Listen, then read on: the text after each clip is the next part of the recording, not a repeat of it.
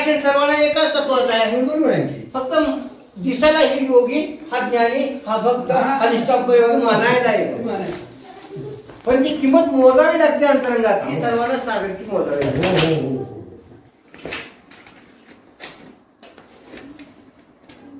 तत्वात तरी भेद नाहीच, पण प्रकृतीतील कुठे भेद लावला ते कारण का सर्वांचं एकच हे आहे ना. आणि भेद हाच तुम्हाला दुःखाला कारणीभूत आहे. भेद निरसन करणं. मग गुरुने तेच सांगितलं, हा भेदच त्रास देतो आणि बुद्धीतच भेद आहे. आणि तुकोबारायांनी काय केलंय, भगवंताला आलं म्हणले, भगवंता तूच हे करू शकतोस, कोणी करू शकत नाही. माझं आता मन पांगळ झालंय म्हणते. काय पांगुळले मन काही नाठवे उपाय, म्हणून पाय जीवी धरून राहिलो. काय दीनता नम्रता महाराजांची देवाप्रती, किंवा तुम्ही संकाधिक संत मनविता एवढाच करा उपकार देवा सांगा नमस्कार. हे सगळ्या भावनेचा प्रकर्षण एवढा परिणाम की शेवटी म्हणतात की कृपा केली पांडुरंगाने, स्पष्ट ग्वाही दिली तुकोबाराने. पांडुरंगे सत्य केला अनुग्रह, निरसोणी संदेह बुद्धी भेद. संदेह निरसला, बुद्धीतला भेद समाप्त झाला. आता जीवा शिवा सेज रचिली आनंदे, आवटावे पदी आरोहण. जीव शिव समाप्त, सर्वोच्च ठिकाणी आरोहण. म्हणजे पुरुषोत्तमामध्ये आता मी क्षरा अक्षरा वेगळा तुका होणी, ह्या भूमिकेत पांडुरंगाने त्यांना नेलं. आणि त्याच्यानंतर सांगतात की आता निजे निजे रूपी निजविला तुका अनुभव वादका आदरवादी. हे जे गीत आता त्यांनी सुरू केलं म्हणतात भगवंताने, आता त्या गीतामध्येच मी टळली नाही. अनुभव ते गीत माझ्यासाठी पांडुरंगाने, हे योगी योग साधना करून प्राणायामाच्या माध्यमातून जे उन्मन तुर्या भोगतात ते तुकोबारायांनी भगवंताच्या कृपेने आणि नामावरती एवढी निष्ठा. आणि हीच निष्ठा पाहिजे वारकरी आणि विठ्ठलाचे भक्त, त्यांची हीच निष्ठा पाहिजे. आम्ही नामाचे धारक, नेनो प्रकार अनेक, सर्व भावे एक विठ्ठलाचे प्रमाण, नलगे जाणावे नेनावे. बरोबर, हे म्हणजे गावे आनंदे नाचावे, प्रेम सुख घ्यावे या वैष्णवा संगती. हा सगळा जो महाकुळ आनंदाचा आहे हा लुटला पाहिजे. जोपर्यंत तारुण्य सकळ सिद्ध आहे, हात नंतर काय होतंय की मी सांगितलं आता की जी ग्रहण क्षमता असते आपल्या बुद्धीची, मनाचं भावविश्व, तारुण्यात जे असतं ते त्याला ओसरतं ना, ते हळूहळू तारुण्याच्या ओशावर. जसं तुकोबारांचा तारुण्याच्या मध्ये धुळी जसा मुसमुसलेला असतो तसं ते हे असतं तारुण्यात. आणि हा त्या कालखंडात हे सगळं आनंद लुटून मग उर्वरित जीवन आनंदात घालवलं पाहिजे, त्या मस्तीत घालवलं पाहिजे संपूर्ण जीवन. काय त्या जीवनमुक्तीत तुकोबारे म्हणतात ना, तुका म्हणे मुक्ती परिणिली नोवरी आता दिवस चारी केळी. हे जीवनातले सगळे ग्रहस्थ असू द्या, प्रपंच असू द्या, सगळं असू द्या, पण आता दिवस चारी खेळी मिळी. हे जीवनमुक्तीनंतरच खरा आनंद जीवनातला भोगता येतो. काय जीवनमुक्त हा सर्व अवस्थेत असू शकतो, त्याला काय ग्रहस्थाचं बंधन नाही, वानप्रस्थ बंधन नाही. हे एक व्यवस्था प्राचीन कालखंडातली होती. शिक्षण प्रणालीतला कालखंड तो ब्रह्मचर्य, मग ग्रहस्थ गुरूंच्या घरून येऊन आल्यानंतर ग्रहस्थ आश्रम, मग ते मुलं जरा करती झाल्यानंतर त्यांच्यावर सोपवून द्यायचं आणि आपण परत जाऊन वानप्रस्थ वनात घ्यायचं. आणि मग मी माझी आठवण विसरलेली म्हणजे वानप्रस्थामध्ये हा मी माझं विसरायचं असतं. ती ह्या एक 4 व्यवस्था होत्या. पण ज्ञानदेवानी ते बंधन ठेवलं नाही. ज्ञानेश्वरीद्वारे सगळं खुलं करून टाकलं. कुठल्याही कालखंडामध्ये आता मी माझं विसरून जावा आणि निरंतरचे संन्यासी व्हा. हे कपड्यातला संन्यासी ज्ञानदेवांना मान्य नाही. काय ते अंतःकरणाच्या भूमिकेवरती सांगतात. सगळा अंतःकरणाचाच खेळ आहे गुरुजी. चित्ताचा खेळ म्हणजे संपूर्ण जगत आहे, दुसरं काही नाही. चित्ताचंच हे स्वप्न ही चित्तच पाहतं, ही सृष्टी ही स्वप्न चित्तच पाहतं आणि परमेश्वराचा अनुभव हे चित्तच घेतं. हे सर्वात श्रेय कुणाला द्यायला हवं तर ते चित्ताला द्यायला हवं. असं ना, काय चित्त नसेल अहो कुठला देव आणि कुठलं काय सांगा ना मला. चित्तामुळेच मनुष्य विचार करतोय देव असेल काय, सृष्टीचा निर्माता असेल का. चिंतन जे घडतं ते चित्तात घडतं. आता महान चित्त ठरतं. म्हणून दोन गोष्टी स्वसंवेद्य आहेत की जसं भगवंताचं स्वरूप स्वसंवेद्य आहे, होय, होय. जय जय स्वसंवेद्या आत्मरूपा, हो. ते तत्व स्वसंवेद्य आहे, तसं चित्त सुद्धा स्वसंवेद्य होय, आहे. होय, होय. मी नेहमी सांगत आलेलं आहे, बरोबर. कुणालाही कुणाच्या अंतकरणातलं काही कळत नाही. नाही, नाही, ज्यावेळी नाही. तो अभिव्यक्त वाणीच्या द्वारे होईल त्याच वेळी तो कळेल. बरोबर आणि आहे. त्यात आणि तो अभिव्यक्त झालेला खराच अभिव्यक्त होणारा वेगळा आणि मूर्खा वेगळी. त्यामुळे ते सुद्धा अवघड आहे. 100% मी असं म्हणू शकत नाही. आता मी तुमच्या पुढे नाटक करत जीवनमुक्ताचं करत नसेल कशावरून, जीवनमुक्ती सर्वोच्च भूमिकेवरती सर्व आहे मी आहे म्हणत नसेल कशावरून, हे कदाचित वाणीत ना व्यक्त आणि तत्वता मी वेगळा असू शकतो. म्हणून चित्त हे स्वसंवेद्य आहे. होय, होय, ते होय. काय आहे, काय अनुभवलं हे मला जेवढं स्वप्रमाण आहे तेवढं म्हणून स्वसंवेद्य. होय. तेवढं दुसऱ्याला नाही. स्वतः जाणण्यास परिपूर्ण मीच, हे तत्व महत्वाचं आहे. महत्वाचं म्हणून स्वतःच हे म्हणतात ना, आता मी गुरुजी हे सगळं हे जातात साधूकडे बसतात, हे कळतं काय काय रे, कुणाचं काही कळत नाही. कळलं असतं ना हे जर कळलं असतं त्या जगताला काहीच अर्थ राहिला नसता. राहतो का नाव सांगा, काहीच अर्थ राहिला. जगत नावाचा पदार्थच नाही तर अर्थ कशाचा मला. म्हणून काही कुणाला करत नाही तरी सुद्धा जात्यात बसत्यात की काहीतरी उतारा सांगतात, हे काय चाललंय मला काय कळत नाही ते करतो. नाही खरं सांगतो, काय किती आहे बघा, किती अवघड आहे त्याला विसरले आणि नको तिथं आवडीवर किती मागले बघा. आहे ते देवाला काय तुमचा उतारा काय करायचा आणि काय करायचं, सच्चिदानंद स्वरूपानं तो आनंद हे त्याचं स्वरूप आहे आणि ते तुम्हीच आहे. मी गुरुजींना गाडीत येत असला, गुरुजी मग तुम्हाला मी येताना गाडीत काय सांगितलं, गुरुजी कशावरून सांगितलं सांगतो.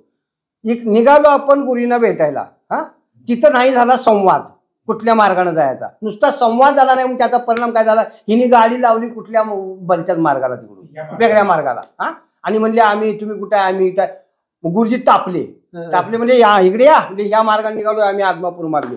मग मी शांतपणे गुरुजी म्हणलं, गुरुजी संवाद शब्द विश्वास प्रवास ज्ञान असं, कारण शेवटी विश्व हे विश्वासावरती चाललेलं आहे आणि तो विश्वास शब्दावरती ठेवून आपण चाललेला आहे. आणि शब्दासाठी संवाद पाहिजे पाहिजे पाहिजे. संवाद नसेल आणि संवाद बी खरा पाहिजे. म्हणून मी फक्त संतांची वाणीच खरी मानतो. बरोबर आहे, संतांचा संवादच खरा मानतो. बाकीच्यांनी काही त्याच्यावरती भारुड भाष्य लिहिलेले आहेत, ती मतलबी असू शकतात.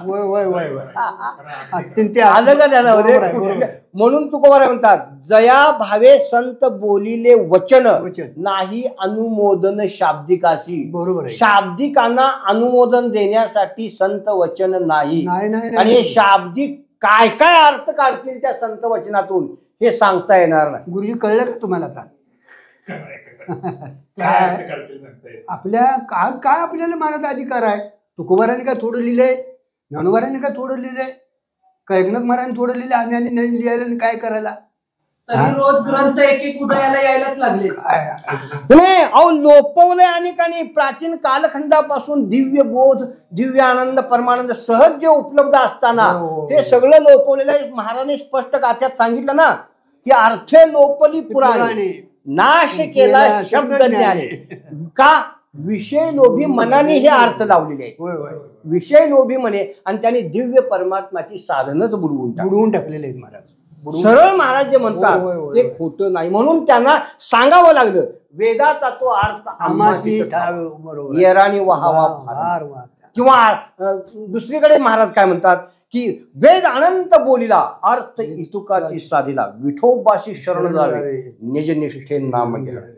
आणि निजनिष्ठा म्हणजे गुरुना मी काल सांगितलं आत्मनिष्ठा अद्वय भावानं नाम घ्या. बस काय अद्वय भावे. आमचा भक्तियोग हा नाश न पावणारा भक्तियोग आहे. अद्वैतेची चालो अक्षयी भक्तियोग. स्वप्नेही माणसा ते नातळो द्वैत संघ. स्वप्नामध्ये सुद्धा द्वैताचा संघ आम्हाला स्पर्श करत नाही. याला म्हणतात अद्वय भाव.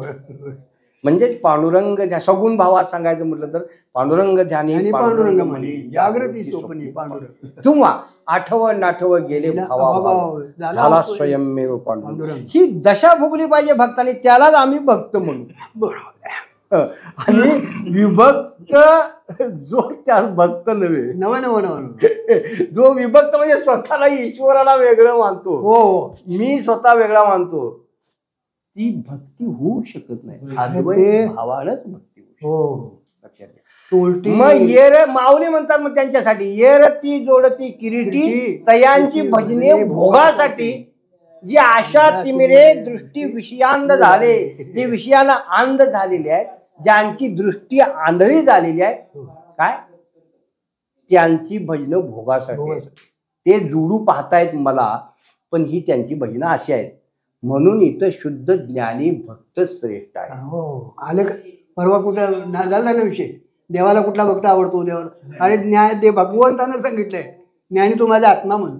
का म्हणतात तेवढ्यासाठी म्हणतात, कारण का ज्ञानेश्वर तुम्हाला देव तरी कळायला पाहिजे, देव तरी येतात कळायला पाहिजे, जीव कळायला पाहिजे, देव कळायला पाहिजे, ईश्वर कळायला पाहिजे, माया कळायला पाहिजे, ब्रह्म कळायला. ज्ञानेश्वर काय करणार, भाजी करायची तर ज्ञान लागतंय आणि परमार्थाला ज्ञान नको होय. म्हणजे शब्दाचा परमार्थ, आणि हे ज्ञान सुद्धा शब्दातच आहे. नको नको नको नको शब्द ज्ञान नको. नाही गुरुजी, मी काय म्हटलं की जसं लौकिक ज्ञान सुद्धा शब्दातच अभिव्यक्त केलं, तसं हे दिव्य बोधाचं ज्ञान सुद्धा संतांनी शब्दातच कारण का कळणार नाही. शब्दसृष्टी दोघांना समानच आहे, लक्षात घ्या. लौकिक व्यवहाराला सुद्धा हीच शब्दसृष्टी आणि अलौकिक अनुभवाला सुद्धा हीच शब्दसृष्टी आहे. पण तो भाव आपण अद्वैताचा स्वीकार करणं हे काम अत्यंत महत्वाचं आहे.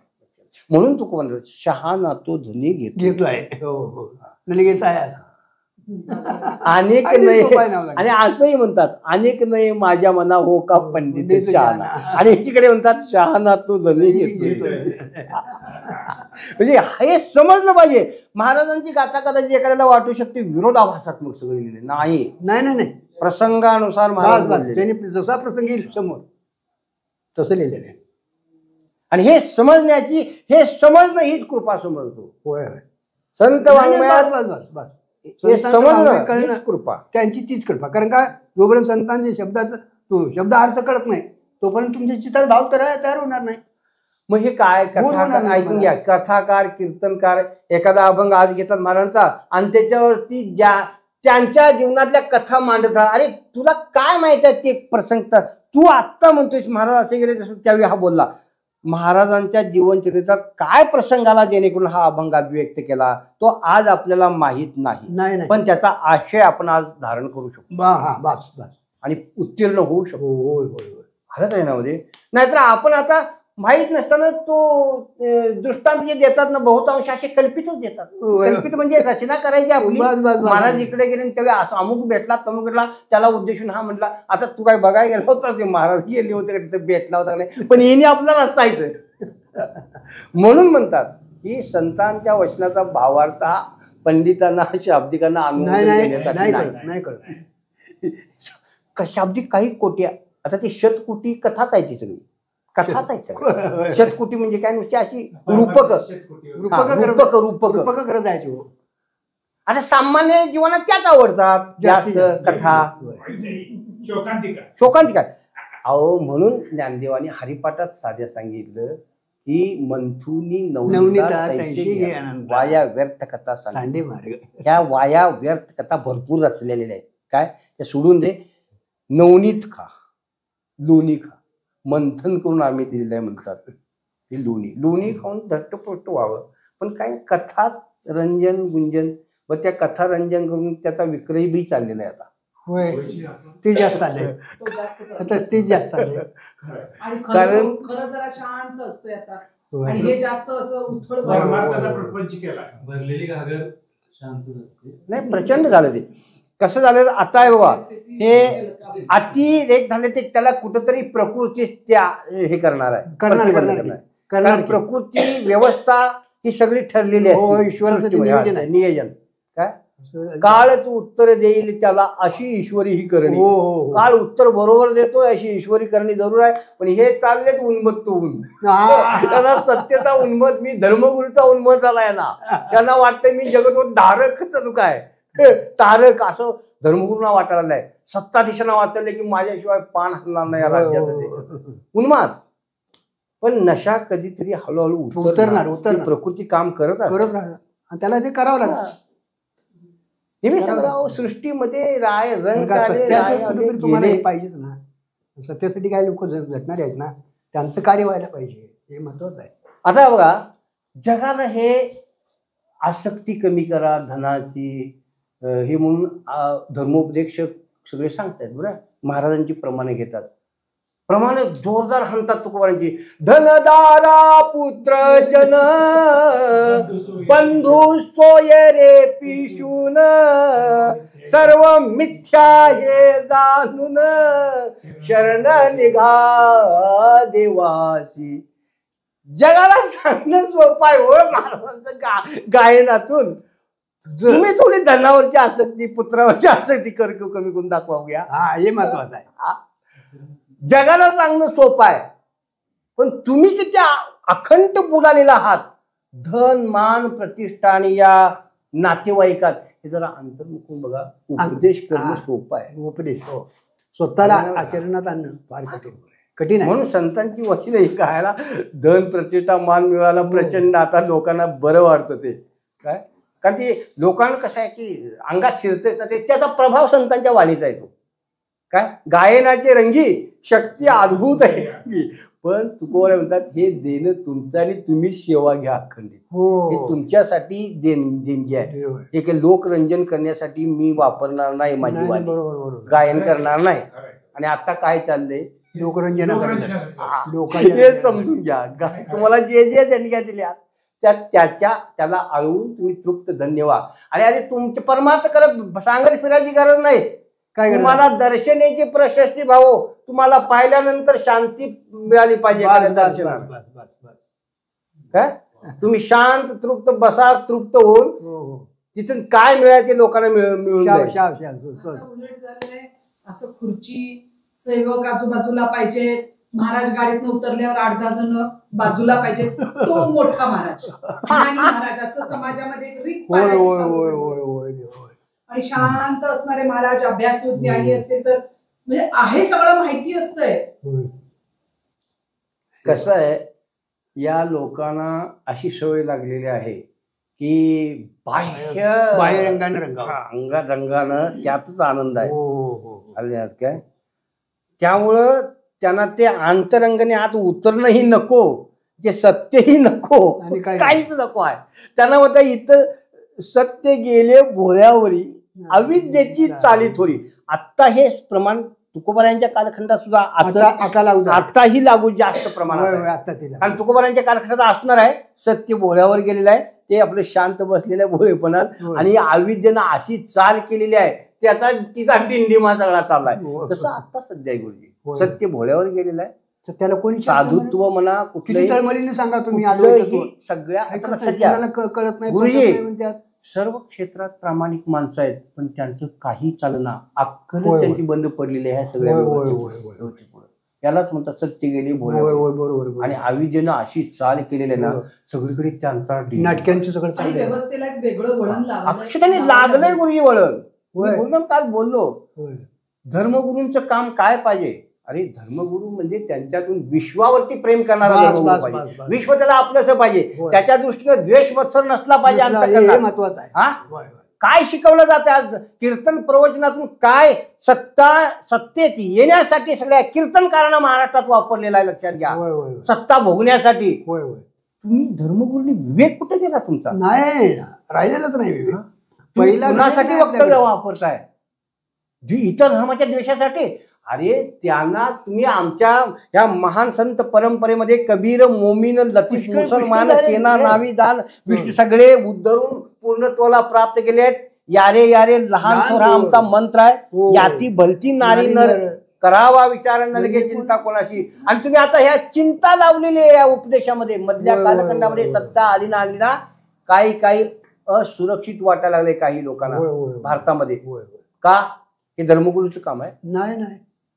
ऋषीमुनींच्या ज्ञान, दिव्य ज्ञानाच्या परंपरेचं का? वसुधैव कुटुंबकम कुठे गेलं? तुम्हाला भूमिका दिली का नाही साधुत्वाची, संतत्वाची? तुमच्याकडे पाहतात का नाही संत, साधू, हरिभक्त म्हणून?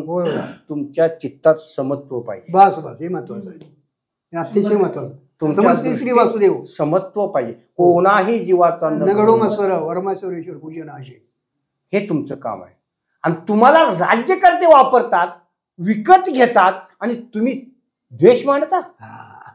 हे काय चाललंय? गेलं संपलं तुमचं. आणि काय आपल्या हरिभक्त परायण बी तुम्ही संपला आणि साधू सगळं- गेलं नाही, धर्मगुरू तुम्ही गेले. आपल्यात फडात किती आहे?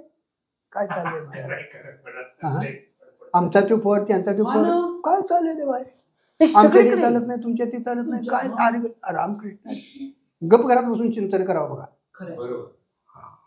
घरात बसून गप चिंतन येणार नाही तू कुठे नाही तो येणार नाही म्हणण्यापेक्षा अशा लोकांच्या पाठीमागे लागण्यापेक्षा दुखून गप असावं. जे प्रेम आहे, ज्यांना आस्था आहे, जाणून घेण्याची इच्छा आहे, ते येतील बा. तो- हे महत्वाचं. ते ईश्वर कार्य करतो. त्याचं कार्य व्हायचं आहे ना, अशा महात्म्याकडे जातील आणि आला तर सांगावं. माझ्याकडे गुरुजी ते बी काल हिंदी पत्र आहे. मी तुम्हाला म्हटलं ना की काही माझ्या मित्रांनी सवंगड्यांनी भारतवर्षामध्ये अनेक ठिकाणी बोललो, महाराज इथे एकांत आहे, शांत आहे, निसर्ग आहे, तुम्ही या, तुम्हाला खूप आवडेल. मग चला मित्राच्या आग्रहात गेलो. अमरकंटकला एकदा गेलो होतो. अमरकंटकवरून मी महाराजांना पत्र लिहिलंय, सावर्डेकर महाराजांना. हिंदीमध्ये पत्र आहे, तुम्हाला ते कधीतरी देईल. त्यामध्ये लिहिलंय, जिनको प्यास लगती है वो ही पानी ढूंढता है. मैं पाणी लेके नाही घुमूंगा की पाणी पिलो पाणी पिलो पिलो. पाणी घेऊन फिरण्यात काय अर्थ नाही. ज्याला तहान लागलेली आहे ना, बस तो शोधत येईल पाणी जरा मिळू का कुठं. खरी तहान लागली आणि त्याला किंमत कळेल त्या पाण्याची. नाहीतर पितील आणि फिकूनच देतील. म्हणून मी तुम्हाला सांगतो, म्हणून महाराज सगळीकडे अजिबात हे करत नाही, सांगत बसत नाही. खरं आहे. लोकांना वाटतं ना बऱ्याचदा, अरे मग काय महाराजांची फारसं माहिती नाही, काय नाही, नकोच आहे ना त्यांना ते. काय त्याची किंमत कमी होते. नको तिथं वापरून बरोबर ते वापरून बरोबर ये. आणखी एक मी सांगतो, स्वच्छ प्रांजळपणे सांगतो, संत आणि या युगाचा धर्म. हे युग म्हणजे मी कलियुग म्हणणार नाही. अहो हे युग संत दृष्टी नाही ना, सत्ययुगच आहे. होय होय होय.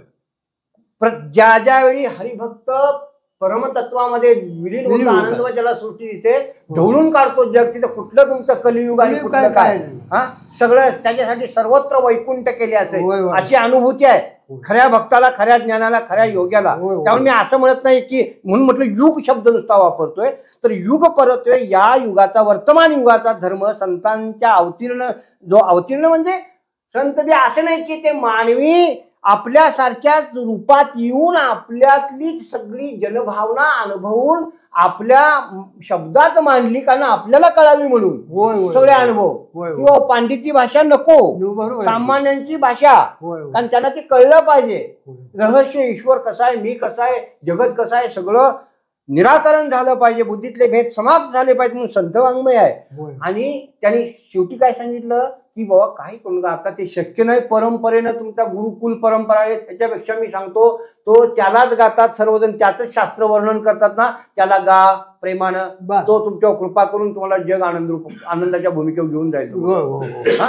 गाऊ नाचू विठू तुझा करू अनुवाद, जिकडे पाहे तिकडे सर्वमय गोविंद. मला सांगा किती जण असे आहेत की भगवंताला एक विना घेऊन आळवत बसलेले. मला आणून दाखवा. फार कठीण आहे, फार फार कठीण नाही. आळवायचं इथं पण आळवायचं मन उन्मन झालं पाहिजे. हे महत्वाचं. रामकृष्णाने उन्मनी साधली तयाशी लादली सकलशी, या भूमिकेत त्यानं गायलं पाहिजे. काय विश्वास नाही तुमचा? मन उन्मन होतं याच्यावर विश्वास नाही. मन तुर्या दशेत जातं, जागृती स्वप्न सुषुप्तीच्या पलीकडे मन जातं याच्यावर विश्वास नाही. अरे संतांनी वाणी अनुभवली ना, नेत्र उन्मनित राहिली तटस्थे गंगा अश्रुपाती ओघळती, उन्मन दशा ही तुर्या दशा आहे. भोगाना घराचंच भजन करून विश्वासच नाही गुरुजी संतवाणीवरती. यांचा विश्वास काय, काही पाठ केलं, थोडं केलं की फेकायला सुरुवात नाही.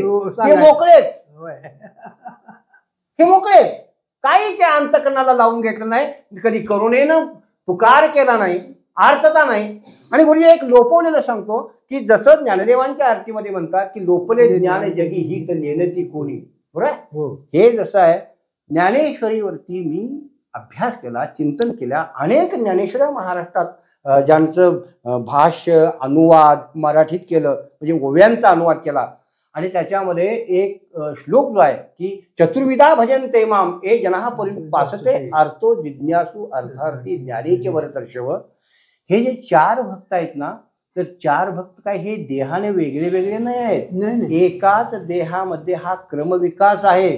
भगवंतानी एवढं सुंदर म्हणजे माऊलीने त्याच्यावरती एवढा सुंदर अनुवाद केलेला आहे की आर्त नंतर आर्तो जिज्ञासू भक्त, त्याला प्रकाशन मीच करतो म्हणतात. अर्थ निर्माण झाले. अर्थता म्हणजे काय, या सगळ्याने अर्थ शब्दाचा अर्थ काय घेतला माहितीये काय, द्रव्याची कामना करणारा तो अर्थ घेतलेला आहे. वास्तविक तसा अर्थ नाही. रोगग्रस्त आणि दुःखी आणि त्यातून मला सोडव असा म्हणणारा अर्थ घेतलेला आहे. पण वास्तविक हा संतांना मान्य नाही. ज्याच्या चित्तामध्ये भगवंताच्या प्राप्तीसाठी जो व्याकुळ झालेला आहे, ज्याचं चित्त तळमळतं, त्याला अर्थ म्हटलेला आहे. आणि या सगळ्या ज्ञानेश्वरीकारांनी ज्या अर्थ लिहिताना काढले माहिती काय, मी रोगग्रस्त आहे, पीडित आहे, भगवंता मला त्यातून सोडव. आणि त्याला अर्थ म्हटला. अरे रोगग्रस्त आहेत, पीडित आहेत ना, त्या औषधी भगवंतांनी तेवढ्यासाठीच भरल्या त्या वनस्पतीमध्ये, त्या खनिजामध्ये, त्याच्यामध्ये त्या औषधी घी आणि बरा हो. ते बिघडायला कारणीभूत भगवंत नाही, तूच आहेस. कारण तुझे त्या अनियंत्रित भोगामुळेच रोग जडले नाहीत ना, ते आता ह्या सृष्टीतल्या औषधी वेली वनस्पती वैद्याकडे जा, औषध घेणे बरा हो. त्याच्यासाठी भगवंत नाही, भगवंत तुला मूळ ऐश्वर्य तुझा अनुभव कृपा करून अनुभवून देण्यासाठी भगवंत आहेत. तो हरवलेले घेऊसावे एवढ्यासाठी ते भगवंत कृपा करतायत. ते प्रवास कसा करायचा ते भगवंत म्हणतात मी, पण खरी अर्थता असेल तर त्याच्या चित्तामध्ये लगेच जिज्ञासा प्रकाशित करतो म्हणतात. अर्थो जिज्ञासू, जिज्ञासा ही एक भक्ती आहे. चतुर्विधा भजन 4 प्रकारे एक क्रमयोगानं मी त्याला उत्तरोत्तर विकसित असा उच्च भूमिकेवरती नेतो, ज्ञान भूमिकेवरती. आणि हा एकाच देहातला प्रवास असताना यांनी सगळ्या भाष्यकारांनी काय म्हणलंय, एक भक्त असा आहे या जगात, तो रोगग्रस्त आहे, पीडित आहे आणि देवाला मला सोडव म्हणून हे करतो. दुसरा भक्त असा आहे, तो फक्त जिज्ञासा, भगवंताला जाणण्याची इच्छा, जिज्ञासा, वेदशास्त्र जाणून घ्यावं म्हणून तो जिज्ञासू. तिसरा ह्याने वेगळाच करून टाकला काय, अर्थार्थी म्हणजे द्रव्याची कामना करणारा. बघा तिसरा म्हणजे एका देहात हे मानत नाहीत भाष्यकार, हे वेगळे वेगळ्या देहात जन्माला येतात असं यांचं म्हणणं आहे.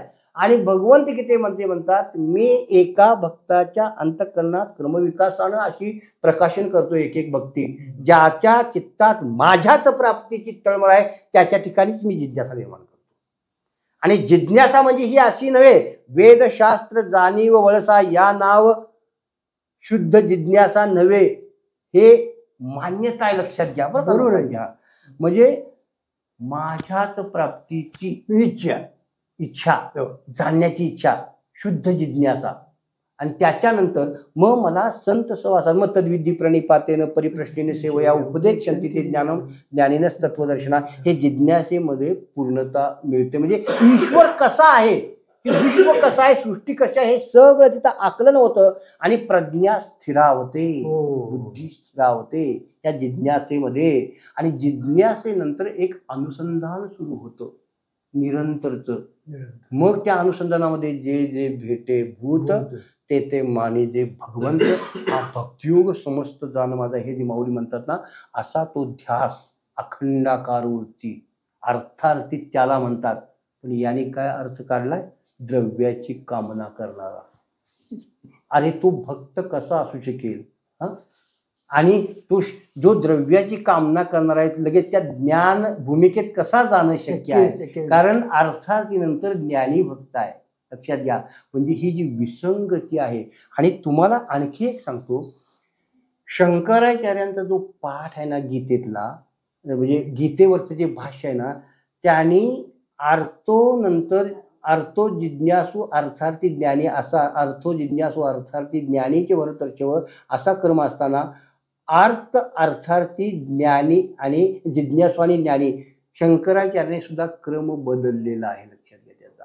आणि शंकराचार्य सुद्धा अर्थ चुकीचा दिलेला आहे, लक्षात घ्या. आणि तोच हे परंपरेने ज्ञानेश्वरीचे अर्थकार आहेत ना, तेच सांगत बसलेले आहेत. पण ज्ञानदेवानी तुम्ही तो अध्याय उघडा, हा श्लोक बघा, पुन्हा पुन्हा चिंतन करा. आणि 18व्या अध्यायामध्ये सुद्धा एक श्लोक आहे, त्याच्यामध्ये हा सुद्धा परत अनुकरण करून या अर्थ जिज्ञासू अर्थार्थ ज्ञानीचं भाष्य आहे. आणि तिथंही क्रमयोग बघा, इतकं सुंदर आहे. आणि याचाच सुंदर संदर्भ नाथानी एकनाथी भागवतामध्ये घेतलेला आहे. आणि तिथे एकनाथ भागवतामध्ये सगळं निरसन किंवा खंडनच करून टाकलेलं आहे. जे कोणी अर्थाचा अर्थ रोगग्रस्त पीडित म्हणतात ते मंद बुद्धीचे आहेत, किंवा अर्थार्थीचा अर्थ जे कोणी द्रव्याची कामणारा करणारा असा लिहित असेल तर तो मंद बुद्धीचा आहे, असं स्पष्ट लिहिलं आहे. तुम्हाला चिंतन करायचं असेल तर बघा ज्ञानेश्वरी उघडून.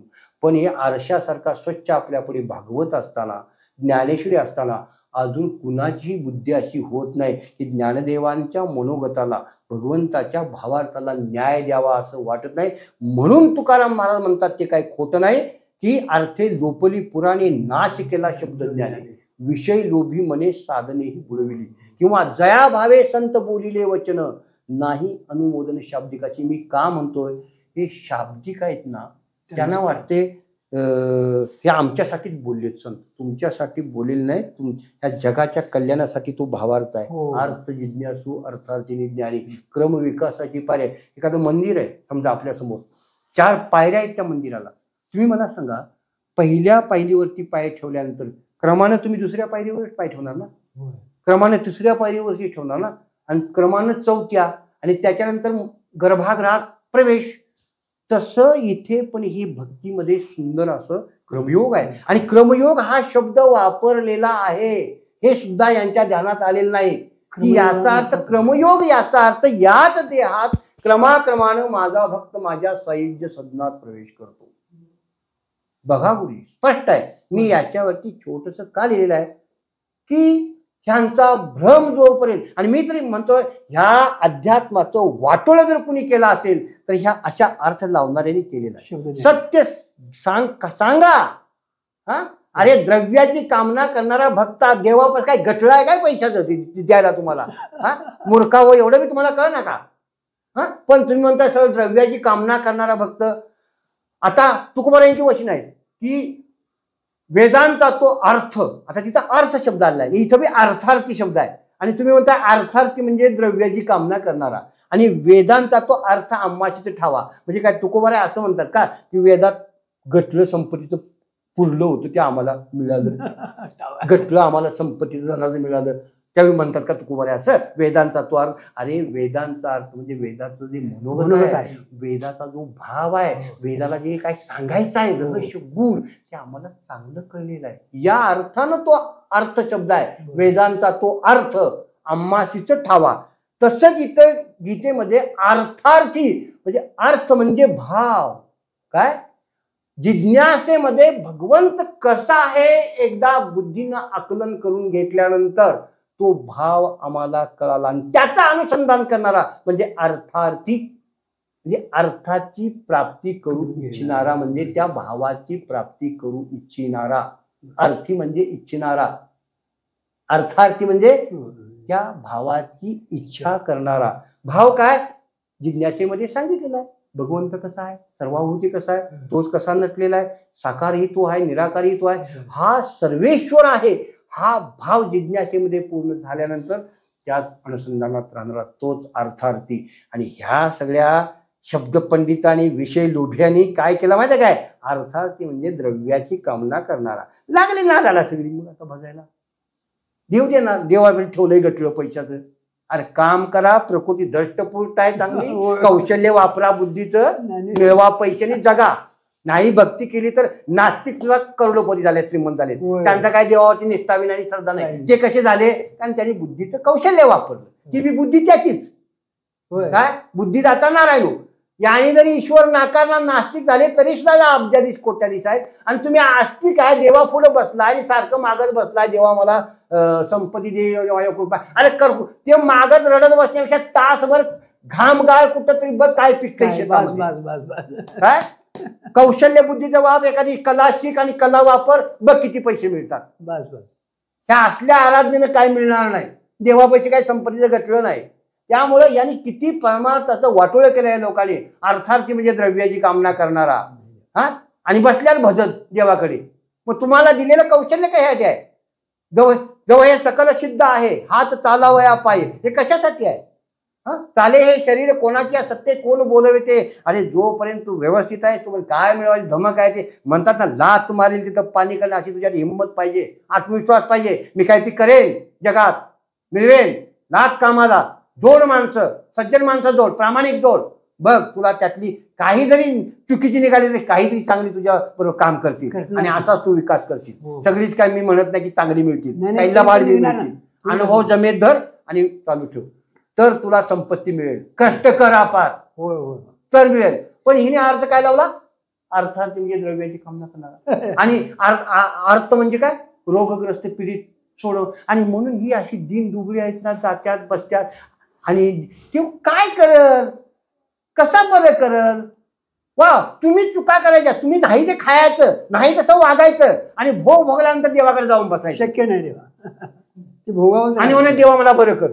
शक्य आहे का? नाही. तेच त्याच्यावरती शांतपणे मी काय काय खाल्याचा परिणाम, काय काय वागण्याचा परिणाम, कशामुळे मला रोग जडले याचा अभ्यास कर शांतपणे. ते आता शांतपणे टाळता येईल तेवढं शरीरातले ते टाळ, आचार विचार टाळ. कारण हा आहारच आहे आपला. डोळ्यानं पाहतो आहार, युक्त आहार. नुसता काय तोंडानं घेतो हा आहार नाही, कानानं ऐकतो हा सुद्धा आहार आहे. काय ऐकता तुम्ही हा सुद्धा कानाचा आहार आहे. काय पाहता डोळ्याचा आहार आहे. कुठल्या वातावरणात फिरता, पवित्र का अपवित्र तो सुद्धा फिरण्याचा आहार आहे. म्हणून युक्त आहार विहार नेम इंद्रियाची सारण नसावे बासर बहुनिद्रा वाचन. संयमित जीवन जर असेल तर तुम्ही प्रसन्न असाल, आनंदित असाल. आणि प्रसन्न आनंद झाल्यानंतर हाय काय मन करारी प्रसन्न सकल सिद्धीचे साधन. इथे सुद्धा तुम्हाला साक्षात्कार होईल भगवंताचा. पण हे पाळायला तयार नाही कोणी, नेमकं समजून घ्यायला तयार नाही. आता हे शब्दातच भरलेलं आहे ज्ञान, पण यावरती विश्वास पाहिजे संतवाणीवरती. महत्वाचं. आणि विश्वास ठेवून आपण चालू तर आनंदित होणार, कर्तृत्व संपन्न होणार. आणि तुम्ही जागृती स्वप्न सुषुप्तीच्या पलीकडे जाणार. जागृती स्वप्न सुषुप्ती नाटवे पाहता आनंदी आनंद साठवे. आनंदी आनंद होईल जीवन. हे स्वयंसिद्ध जीवन आहे आपलं. पण कुणीही तिथं अवधान द्यायला तयार नाही, अंतर्मुख व्हायला तयार नाही. म्हणून माऊलींनी सांगितलं अध्यात्म. तुम्ही म्हणता ना स्वतःला आध्यात्मिक, तर मी सांगतो अध्यात्मशास्त्री अंतरंगाची अधिकारी. हे वाक चातुर्य आता बंद करा आणि वाक चातुर्यातनं फसवणूक बंद करा आणि वाक चातुर्यातून अर्थाचा अनर्थ सांगणं बंद करा. तेव्हा सृष्टीचं कल्याण होईल. नाहीतर नाही. बरोबर आहे. नाहीतर हे असंच चाललं. म्हणून मी ते प्रकाशित माझ्या हव्यासच नाही, पण राहवत नाही. कळवळा येतो ना रे, बुडणारच आहे सगळं. तुकोबरा म्हणतात बुडत हे जन न देखवे डोळा येतो कळवळा म्हणूया. म्हणून मला ते शांतपणे चिंतन गुरुजी मला लिहिलं बरं का तेवढं. काही वाङ्मय जीवनात मी भरपूर प्रचंड लिहिलं होतं. संघर्ष गुरुजी सांगितलं असेल माझा. भामचंद्र फोडा निघाले बिल्डर, तुकाराम महाराज साक्षात्कार म्हणून तपो मी तिथं गाथा लिहिला, ध्यान केला, साक्षात्कार झाला. ते डोंगर फोडा निघाल्यात आज राज्य करते. बिल्डरांच्या ताब्यात ते आज डोंगर आहेत. सांगा तुम्ही लक्षात. आणि एकटा झुलतोय, लढतोय. आणि ह्या बिल्डरांची टक्कर असल्यामुळे त्या बिल्डरांनी विरोधकांनी मंदिर पेटवलं, वाङ्मय पेटवलं, सगळं खाक करून टाकलं, तरी सुद्धा मी मस्त आधी लढतोय आनंदी वृत्तीनं. आणि त्यातून जे काय थोडंफार शिल्लक आहे ते आता ह्यांना बुद्धी झालेली आहे. ते म्हणतात महाराजांचं आहे तिथे वाङ्मय थोडंसं आपण चांगले उपासकासारखं प्रकाशित करूया. जे काय आहे करा म्हटलं. माधवीताईने सांगितलं माझं प्रकाशन करायचं असेल तर म्हटलं निष्काम निश्चळ विठ्ठल विश्वास आला. बस. हे ज्याने घोडे बाजार मांडलाय म्हटलं त्या हरिकथेचा कीर्तन प्रवचन करा त्यांच्या हस्ते प्रकाशित करून. नाही प्रकाशन माझं झालं तर चालत, ते वाङ्मय बुडून गेलं तर चालत त्या गात्यासारखं. मला त्याची चिंता नाही. कारण हे वाङ्मय संतांचं एवढा आपण आहे तिकडेच बघायला कोणी तयार नाही, ते वाचायला तयार नाही. आणि आपल्या वाङ्मयाचं काय घेऊन बसला म्हणून मला त्याच्यात रस नव्हता. पण हे प्रवृत्त झालेले जातात ते थोडंसं प्रकाशन करायला करा म्हटलं. आणि त्यातून आपला योग आला बरं का गुरुजी. तुमच्या भेटीचा योग आला असं सांगितलं होता वास्तविक. यावं गुरुजी सारखी म्हणायचे ताई भेटायला या इकडं, म्हणजे तुमच्याबद्दलची महती सांगत होते. पण ते काय व्हायचं दरवेळेस रांगणेबा महाराजांचं स्थान आहे, आम्ही जायचो कागल मार्गे आणि मग तिकडं पोहोचण्याची उत्सुकता, तिथं गेल्यानंतर तर हे असं. पण तो योग यावा लागतो. होय. आमचं थोडं भाग्य येऊन नव्हतं अजून. आमचं भाग्य. कारण अशा माऊलीची भेट होणार. खूप छान निरूपणांचं ऐकतो आम्ही. अमृतानुभव, चांगदेव 65 खूप सुंदर रेकॉर्डिंग करून पाठवतात. नाही मी ऐकलं फार सुंदर. आणि हे अहो त्याला अधिकारी त्या असली तर रंग येतो. आपल्या स्वतःच्या अभ्यासासाठी करतोय म्हणायचं. त्याला आपण बघा अमृतानु म्हणजे काय, स्वांत सुख आहे, ज्यांना आनंद घ्यायचा आहे, स्वांत सुख आहे, त्याने याच्यात रममान व्हायचं. तुष्यंती ते रमंती. तर गारगोटीच्या पुढे जी वेदगंगा नदी आहे, जिचं उगमस्थान, तुम्हाला काही माहिती आहे थोडंफार वेदगंगेचा काय आहे? नाही का? किंवा गार्गीय ऋषी होते गारगोटी? नाही, मला बाकीची माहिती काय नाही. ती एक प्राचीन कथा गारगोटीला ते सांगतात की गारगोटी नाव कसं पडलं तर गार्ग्यांच्या गोष्टी. आता गोठी हा शब्द ज्ञानदेवीमध्ये सुद्धा आहे. गोठी म्हणजे गोष्ट. तर गार्ग्यांच्या गोष्टी म्हणजे गार्ग्य ऋषी जे होते तिथे ज्ञानाच्या गोष्टी करायचे.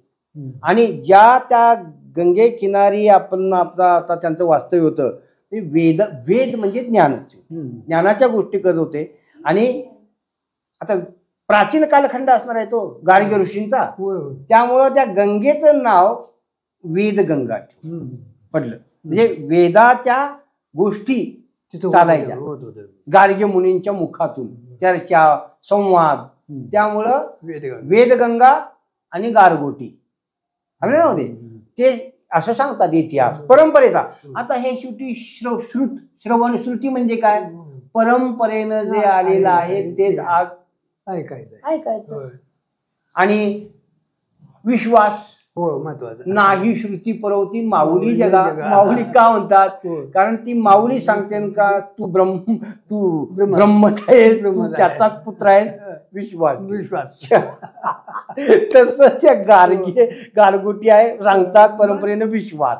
वेदगंगा नाव आहे, गारगोटी नाव आहे, काहीतरी प्राचीन त्याला इतिहास आहे, ते सांगतात विश्वास. दुसरं तिथे काय आता परमार्थाला विश्वासाला अत्यंत महत्व आहे. म्हणून मी सांगितलं शब्दसृष्टी आहे, वाणी आहे, विश्वास महत्वाचा, आणि संवादावरती सुद्धा विश्वास. मग दुसरी पण सृष्टी आहे. मी मग सांगितलं तसं मी आता जे बोललो हे आभासिक नसेल कशावरून, मी एक फसवा संन्यासी तरी नसेल कशावरून, पण लोकांना प्रभावित करण्यासाठी, आपलंसं करण्यासाठी, मान्यता मिळवण्यासाठी मी बी खोटं बोल पण झेटून बोल असं भूमिका बोलत नसेल कशावरून. म्हणजे असं काय आहे ना जगामध्ये आहे काय, म्हणजे आपल्यावरून मी सांगायला लागलेलं आहे. म्हणजे काय, लोकांना वाईट वाटायला नको, महाराज आम्हाला उद्देशून बोलायला, म्हणून मी माझ्याप्रती म्हणून काय म्हणतोय मी फसवा नसेल कशावरून, म्हणजे भैया भूल भुलाया नसेल कशावरून. पण एक शास्त्र असं आहे, साधक जर सत्य साधक असेल, खरा साधक असेल तर त्याला योग्य पुरुषच भेटणार. तो फसवेच्या ठिकाणी जाणार नाही, गेला तरी तिथं तो गळाला आणि त्याला तो हुडकत येईल. महात्मा त्याला साधकाला हुडकत आपण साधना सांभाळायची बघा, आपली साधना सांभाळणं आपलं कर्तव्य. याला तुकोबारायांच्या महाराजांच्या वाणीला मी प्रमाण देतो. वाऱ्या हाती माप चाले सज्जनाचे. काय म्हटलं मी, वाऱ्या हाती माप चाले सज्जनाचे, कीर्तिमुखी त्याचे नारायण. तुमच्या ह्या सगळ्या मीडियाचं काही काम नाही, तुम्ही आम्हाला प्रकाशित आणायचं काही काम नाही. काय आम्ही स्वयंप्रकाशितच आहोत सूर्यासारखे. मग तुम्ही डोळे मिटा नाही डोळे उघडा, त्याची आम्ही आहोत तसेच आहोत. आलं त्यामध्ये काय, किंवा सूर्याला प्रकाशित करण्याचा, प्रकाशात आणण्याचा प्रयत्न करू नका. काही म्हणजे एक हे होईल, त्याच्यावरती काही त्याचा परिणाम होणार नाही. अहो सूर्याने कधी अंधारच पाहिलेला नाही, त्याला काय माहिती, त्याला काय. तसं आहे ज्ञान भूमिकेवरती आवडलं, त्या अज्ञान कधी अनुभवलेलंच नाही, अज्ञान पाहिलेच नाही. गुरुना विचार, आता अमृतानुभव सांगतात म्हटलं तर अविद्या नाही, अज्ञान नाही, काही नाही, जे आहे ते एक मेवा देतील. गुरुजी हेच आहे ना, काहीच नाही. अविद्या जर स्वतःच सांगते हो म्हणजे नाही, मी विद्यमानच नाही म्हणजे अविद्या स्वतः सांग. हो ना. आणि अमृतानुभव आपला अनुभव आहे ना, झोपेत आपल्याला कोणतरी आहे जाणीव आहे ना, मग तिथे कुठं अज्ञान आहे. तुम्हाला झोपेत मी सुखानं झोपलो होतो, अनुभव कशाचा आहे, स्वरूपाचा आहे ना. जागा झाल्यानंतर तुम्ही सांगता ना मी आनंदाने झोपलो होतो, मग तिथं कुठं अविद्या आहे मला. म्हणजे जागा दिली ना आपल्याला, समाधीची जागा आणि तुम्हाला सुषुप्तीची जागा ही त्याच्यासाठीच आहे. कारण का स्वयंप्रकाश परमात्मा आहे तिथं अज्ञान राहिलंच कसं महाराज. अज्ञानी कल्पना केली तुम्ही आम्ही मानायला लागलो म्हणून जग मानायला लागलो आपण कोणतरी बंद मानायला लागलो म्हणून इथं अज्ञानाची कल्पना केली नाही तर स्वरूपाच्या ठिकाणी नाही. आणि ह्याचं तुम्हाला ज्ञान आहे सगळं. अरे मला काय कळत नाही ते काय आहे कळतंय ना मला काय कळत नाही म्हणजे याचा अर्थ तुम्ही ज्ञान अज्ञानाला कसं कळेल. काय कळत नाही गुरुजी बरोबर आहे का. मला काय कळत नाही ते कळतंय ना कळतंय ना कळत नाही कळतंय ना काय माझं कुठं आलं कळत नाही हे हे मला कळतंय ना म्हणजे तुम्ही ज्ञान स्वरूप आहात. तिथं काय आहे देवा? हे पण किती म्हणजे अशा गमती आहेत त्या संवादामध्ये किती गूढ ह्याच्यात ठेवलेलं आहे वय ना. वय वय वय वय बरं का. मला ते कळत नाही आणि हे मला कळतंय. अरे कळत नाही कळतंय ना आमच्या गुरु म्हणजे तुम्ही ज्ञानी आहात तर अज्ञानी कसं काय. ईश्वर आहे हे कळतंय पण ते मला अजून गूढ ते कळत म्हणजे नाहीये. ज्या ज्ञानानं सर्व ज्ञान प्रकाशित झालेलं आहे ते ज्ञानच सर्व हो. प्रकाशवान आहे. काय का त्याचा स्वभावच आहे या ना त्या रूपाने ते प्रतिला येतच तुम्हाला. म्हणून सर्वच प्रकाशमान आहे. हो प्रकाशमान आहे प्रकाश त्याचं स्वरूपच आहे ना. फक्त आणि म्हणून ज्ञानी गती फार अवघड आहे त्या ज्ञानाची योग्याची भक्ताची. का म्हणतात या अर्थानं म्हणतात की तो ते तत्वच होऊन बसलेला आहे. हा बरोबर आहे. म्हणून ती गती कळणं फार अवघड. नाव आवड आहे आवड. तत्वच. आपण त्या भूमिकेवर जायला पाहिजे ना त्या भूमिकेवर त्याच्यासाठी आपण संतांनी तो मार्ग दाखवलेला होय, आहे. होय, होय, होय. आणि ही साधना पतंजलीने सांगितली या भूमिकेवर दृढ व्हायचं आहे काय आरूढ व्हायचं आहे काय. मग दीर्घकाल निरंतर सातत्यानं प्रेमपूर्वक साधना कर म्हणजे त्या भूमिकेवर जाशील. हो सतु दीर्घकाल नैरंतर्य सत्कारा सेवितो दृढभूमी हो अशी पतंजलींचं. सातत्याने व्हायला पाहिजे दृढकाल म्हणजे दीर्घकाल व्हायला पाहिजे श्रद्धा पाहिजे त्याच्यावर विश्वास पाहिजे ना आणि हट्टानं बसायला पाहिजे. म्हणजे अशी साधना हो, पाहिजे. हट्टानं बसायला पाहिजे. जसं तुकाराम महाराज भामचंद्र डोंगरावर 15 दिवसा माझी साक्षात्कार झाला विठोबा विठ्ठला निराकार. हो. महाराजांचा बघा सदा नाम घोष करू करू हरी कथा. तेने सदा चित्ता समाधान सर्व सुख ल्यालो सर्व अलंकार आनंदे निर्भर डुल्लत असो ऐसा कोठे आठवची नाही देहीच विदेही भोगुदशा. तुका म्हणे आम्ही झालो अग्निरूप लागो नेदी पाप पुण्य अंगा. म्हणजे एवढी सर्वोच्च स्थिती याच देहामध्ये भोगता येते. होय. म्हणून हा देह महान आहे अतिशय महान आहे. धन्य आम्ही जन्मालो दास विठोबाचे झालो असं या देहात गौरवोद्गार काढता येतात. मग आणखी काय पण हे ज्याला हवं आहे ना तो ध्यासानं झपाटला पाहिजे तरच जे आहे. नाही नाही नाही नाही जपणं गरजेचं आहे. स्वतःसाठी जपायला पाहिजे. क्षणाक्षणाला पावला पावलाला त्याचा विचार व्हायला पाहिजे. माझ्या बरं गुरुजी आणखी एक आत्ता मला आठवलं तुम्ही माझा सत्कार करायला निघाला तर मला सांगायचं याच अभंगात आहे बघा जो सदा नाम घोष कर तेने सदा चित्ता समाधान. ज्याच्या चित्तात सदैव समाधान आहे हा जो सदा नामाच्या चिंतनात दंग आहे ज्यानं सर्व सुख लिहिलेलं आहे सर्व अलंकार म्हणजे सर्व सुख हेच अलंकार परिधान केलेले आहेत. सर्व सुख लिहालो सर्व अलंकार. इथे एक शब्द आहे आनंदे निर्भर डुल्लत. निर्भर कशावरती आहात मी आनंदावरती निर्भर आहे मी अवलंबून. म्हणजे जगातल्या कुठल्याही मान सन्मान धन प्रतिष्ठेवरती माझा आनंद अवलंबून नाही. निर्भर शब्द महत्वाचा आहे. म्हणतो ना अरे कुणावर निर्भर राहिलास तू व्यवहारात बोलतो ना आपण कुणावर अवलंबून आहेस तू म्हणतात की नाही. तरी इथं निर्भर शब्द टाकले आनंदे निर्भर डुलत होतो. अरे मी डुलतोय त्या आनंदावरती अवलंबून. कारण का तू कुणाचा तरी आनंद हेच माझं वैभव सगळं आहे सुख आहे. सर्व सुख ल्यालो सर्व अलंकार. मग असो ऐसा कोठे आठवची नाही. अरे जनात असेल वनात असेल खाटावर असेल भुईवर निघलेलो असेल नांगरटीत असेल जंगलात असेल तुला काय करायचं मी कुठं कुठं काय कशाला कल्पना करत बसतो. कल्पनाच बांधलेली आहे गुरुजी. आणि कल्पनेला दुःखी झालेले आहेत. कल्पना विद्यार्थी काय करायचं आहे कल्पनाच बदलायची आहे. मी शिळं खाऊ नाहीतर पंचपक्वान खाऊ हो आल्यामध्ये पंच पक्वान खाऊन जर माझं साधुत्व बिघडत नसेल आणि आंबलेलं महिनाभराचं खाऊन जर माझी प्रकृतीत काय होत नसेल तर आनंद निर्भर डुलत असो हे म्हणायला काय हरकत आहे? आलं का ध्यानामध्ये? पण हे सगळं एका सर्वोच्च भूमिकेवरती हे सगळं जर ज्याला आनंदमय आनंदेव खलु विमानी भूतानि जायन्ते, अरे संपूर्ण सृष्टी जर आनंदात निर्माण झालेला आहे, पंचमहाभूत आविष्कार जर झालेला आहे हा, तर तिथं आम्हाला शिळ काय आणि ताज काय? त्यावेळी तुकोबाराय म्हणतात काही खातो आम्ही असं त्यावेळी वाट झाली की आता ते पदार्थ दिसत नाही, आपल्या भावाचा आरोप करून खात आलं ना काय? ह्या अशा एक सर्वोच्च भूमिकेवरच्या ह्या घटना आहेत आल्या ना मध्ये, आणि ती वचनं आहेत. मग तिथं उगाच आपण लावायचं तुकारामांना काही चवच कळत नव्हती. अरे जगाची चव काढली हे सगळं विश्लेषण केलं भावार्थाने सगळ्या घटनेची, त्याला चव कळत नव्हती वय. तुकोबाराय म्हणजे कोणतरी वय हे सगळं कळत होतं, चव कळत होती, सगळं मांडणी आहे त्याच्यामध्ये. तर ह्या गोष्टी या की दिव्य भावात एक आहे, जीवन आहे, आणि दिव्य भावात तिथं काहीही जड राहत नाही. जडाला अस्तित्वच नाही दिव्य भावामध्ये. संपूर्ण चिन्मय आणि चिद्रूप आहे संपूर्ण विश्व, आणि अखंड आहे, एक रूप आहे, एक रस आहे.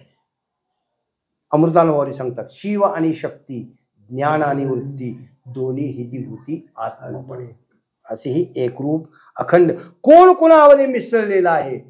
हे जर तुम्ही वेगळं काढून बघायला तर बुद्धी पांगळी होईल तुमची. काय बुद्धी, जसं तुकोबा म्हणतात पांगुळले मन काही नाटवे उपाय, तशी बुद्धी पांगुळेल. हा प्रयत्न करू नका. तर हे असा अद्वय भाव धारण करा की बस तिथं प्रज्ञा स्थिरावेल, तिथं पर्याय नाही. हीच असीम श्रद्धा अशीच पाहिजे, तरच गती आहे, नाहीतर गती नाही. अमृतानुभव जसा आहे तसा तुम्ही स्वीकारला, आनंदी आनंद.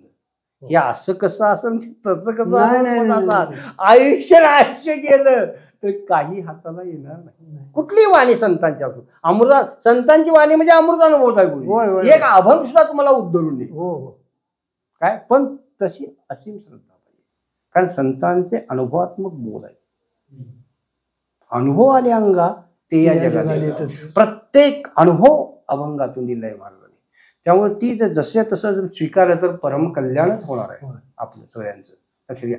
पण कसं आहे मग त्याच्यावरती आपण संवादच करत बसतात की असं मग ह्यांनी कल्पित कथा रचायच्या त्यांच्या जीवनावरच्या काय, तर त्यांच्या अंतरंगात प्रवेश केला पाहिजे आपण. ज्ञानेश्वरीच्या अंतरंगात प्रवेश केला पाहिजे, गाथ्याच्या अंतरंगात प्रवेश केला पाहिजे. तुम्हाला तृप्त आणि धन्य, आज ही महाराज तुम्हाला धन्य आणि तृप्त नव्हे, हेरावून आनंद सागरात आनंदाचे डोही, आनंद तरंग, आनंदाचे अंग सुद्धा आनंद रूप करून टाकते. ज्याला आपण म्हणतो वेदांती तो म्हणती मिथ्याशी सृष्टी, आम्हाशी तो हरिरूप दिसे. हरिरूप सृष्टी दिसेल आम्हा भक्तांना. वेदांतांना भलं का मिथ्या दिसू नका, पण आम्हाला हरिरूप दिसते. हे भक्ताचं आणि त्या वेदांतांचा फरक आलं का त्यामध्ये. आणि इथं काय म्हणतात अंग आनंद रूप. आम्ही अंग तर मिथ्या म्हणतो सृष्टी बरोबर, पण इथं आमचा अंग सुद्धा आनंद झालेला आहे. हे हा महत्वाचा भाग, परिपूर्ण दशा. एवढं सामर्थ्य संत वाणीमध्ये आहे. म्हणून शब्द हा बहुसार उपकारांची चालविला मागे येतील त्याशी. गुरुजी माझ्याशी प्रचंड लोकांनी वाद घालण्याचा प्रयत्न केला, पण मी शब्द हे शस्त्र आहे. आम्हा घरी धन शब्दांचीच रत्ने, शब्दांचीच शस्त्रे यत्न करू. काही म्हणतात काय की ब्रह्म अनुभवल्यानंतर तो सांगायलाच उरत नाही. हे ब्रह्मरूप झाल्यानंतर सांगायला उरत नाही. दादानेच प्रश्न विचारला, भले भले जे ज्ञानी आहेत त्यांच्यात रंगलेल्या चर्चा त्या माझ्या कानाप्रमाणे त्यातनं माझ्याकडे झालं.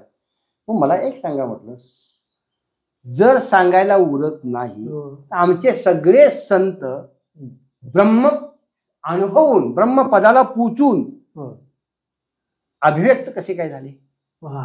गाथ्याच्या रूपाने तुकोबा अभिव्यक्त झाले, ज्ञानेश्वरीच्या रूपाने ज्ञानदेव अभिव्यक्त झाले, एकनाथी भागवताच्या रूपानं एकनाथ. नाथ अभिव्यक्त झाले आणि हे ब्रह्मरूप होऊन ना होय. याची देही याची डोळा भोगू मुक्तीचा सोहळा, मुक्तीचा सोहळा भोगत असताना ते बोलत होते. हो. कारण त्यांचा शब्द सुद्धा ब्रह्मरूप, हो त्यांची विसाट शब्द काय शब्द सुद्धा ब्रह्मरूप होऊन बाहेर पडत होता. हे समजून घ्या. तुका म्हणे मुक्ती परिलेली नोवरी, आता दिवस चारी खेळवे. तुका म्हणे आम्ही झालो जीवनमुक्त. हे शब्द काय, या देहातच जीवनमुक्त झाले म्हणजे परिपूर्ण दशा भोगली. आणि वाणी, कारण वाणी सुद्धा त्यांची ईश्वर स्वरूप झालेली आहे, ब्रह्मरूप स्वरूप झालेले आहे. आणि तुम्ही आणि शंका घेताय ब्रह्म झालेला सांगायला उरत नाही. एक काटा बसून चालत नाही, तर तर्क वितर्क जावे त्याच्या वंशात तेव्हा. बरं तुकोबा त्याने सांगायचं नाही अनुभव पुरुषानं, तर आमच्यासारख्याने सांगून काय उपयोग आहे? हो नाही, हे सांगितलं पाहिजे ज्ञानी पुरुषानं ठासून. मी सांगतो ठासून. मग तुम्ही सांगा गाथा कसा निर्माण झाला? जर तुकोबाराय ब्रह्मरूप झाले, लीन झाले किंवा बाहेर झालेल्या विधी अवस्थेत गेले, मग ही वाणी कशी काय अभिव्यक्त झाली? शिकाय का? हा अनुभव कसा काय अभिव्यक्त झाला? गाथ्याच्या शब्दबद्ध कसं काय आले त्याला?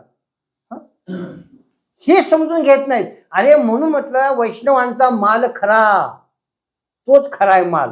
हे तर्क वितर्कांचं काम नाही. तिथं काटा बसून ते ब्रह्म झाल्यानंतर तो सांगाय उरतोय का नाही हे तुमच्या चर्चा.